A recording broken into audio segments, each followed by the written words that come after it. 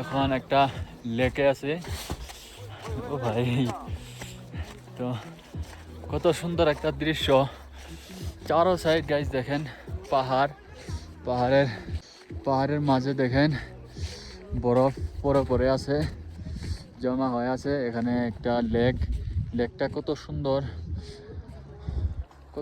লাগছে দেখেন। তো সবাই একটু কমেন্ট করে বলবেন কিরকম লাগছে। তো প্রচুর ঠান্ডা গাইজ, কি বলবো, অবস্থা বেশি ভালো না, ঠান্ডায় অবস্থা বহুত খারাপ। তো এখানে সবাই দেখেন ফটো উঠতেছে, ভিডিও করতেছে। তো আমরাও ওখানে একটা ভিডিও শ্যুট করে নিলাম। তো অবশ্যই আপনারা কমেন্ট করে বলবেন কীরকম লাগছে। তো দেখেন দৃশ্যটা কত সুন্দর। তো আমি ভালো করে কথা বলতে পারতেছি না, ঠান্ডা, প্রচুর ঠান্ডা গাইস, প্রচুর ঠান্ডা, কি বলবো, বলার মতো কোনো শব্দ নাই।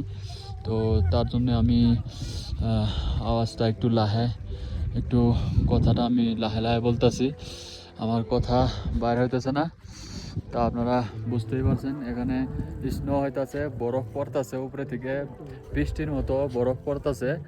তো তো আপনারা বুঝতেই পারছেন এখানে ঠান্ডাটা কত পরিমাণে ঠান্ডা হবো, প্রচুর পরিমাণে ঠান্ডা। দেখেন গাইস, এখানে লেকের মাঝে দেখেন বরফ জমা হয়ে আছে, কত সুন্দর দৃশ্য দেখে কি বলবো আপনাদের গাইস, প্রচুর পরিমাণে সৌন্দর্য। আমি কি বলবো, আমার দেখে তো অনেক ভালো লাগতেছে।